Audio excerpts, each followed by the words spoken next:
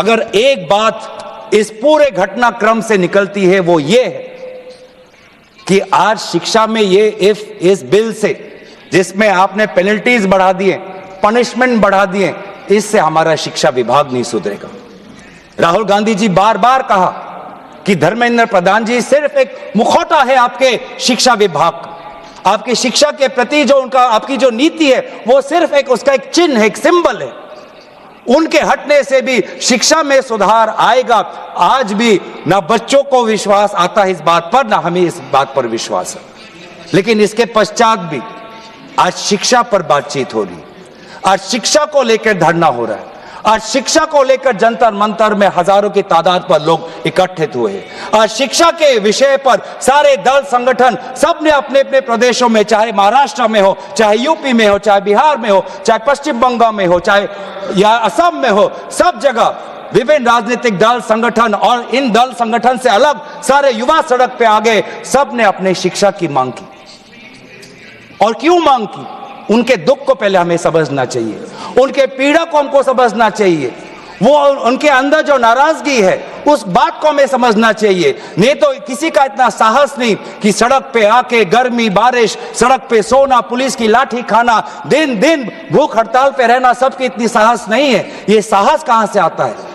ये साहस आता है उस दर्द से, जिस दर्द में अपने भविष्य को लेकर वो विवश हैं, जिस दर्द में अपने देश के भविष्य को लेकर वो विवश है, जिस दर्द को वो आज के समाज में उसको व्यक्त भी नहीं कर सकते, सरकार से सवाल भी नहीं पूछ सकते। और बहुत ही बढ़िया एक व्यक्ति ने इस पूरे जो दर्द है, इस दर्द के बारे में बात करते हुए गोपाल दास नीरज के गीत की बात करता है।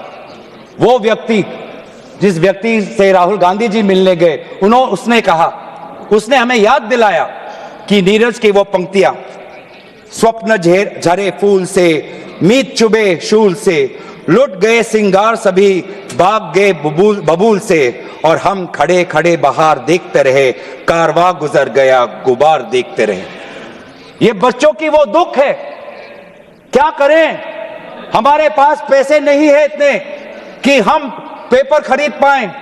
30-30 लाख का पेपर हमें खरीदने के पास, हमारे पिताओं के पास इतने सामर्थ्य नहीं है। वो दुख है, वो नाराज है, और इसीलिए जब वो दुख से वो लड़ नहीं पाते तो आत्महत्या पर आ पड़ते। और एनसीआरबी में सर, आज देश की ये व्यवस्था, देश की असली ये है कि आज एनसीआरबी में, नेशनल क्राइम रिकॉर्ड्स ब्यूरो में, ये भी एक कारण है कि आत्महत्या हुई क्योंकि वो बच्चा एग्जाम में फेल हुआ। ऐसा भी एक कारण आ गया है। बच्चों की आत्महत्या, छात्रों की आत्महत्या लगभग 1 लाख से ऊपर बढ़ चुकी है। 1 लाख से ऊपर, जिसमें से 2000 ने तो साफ साफ कहा है, 2400 ने साफ साफ कहा है कि मैं फेल हो गया और इसीलिए मैं सुसाइड ले रहा हूं। बहुत लोग, बच्चों ने फैमिली, पारिवारिक कारण से, फैमिली रीजन से वो आत्महत्या उन्होंने की। लेकिन इसके पश्चात भी वे युवा आए, वो चाहे गुजरात से हो, वो चाहे महाराष्ट्र से हो, चाहे विदेश से हो, चाहे दक्षिण भारत से हो, महाराष्ट्र से, वो सब आए।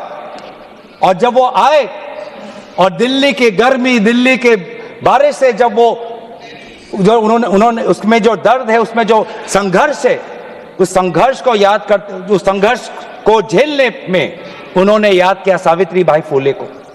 वे लड़कियां जो आई थी, ऐसे बहुत लड़कियां थी जिन्होंने रील पे कहा कि मैं अपने माता पिता को बिना बोले में जा रही हूं क्योंकि मुझे लड़ना है।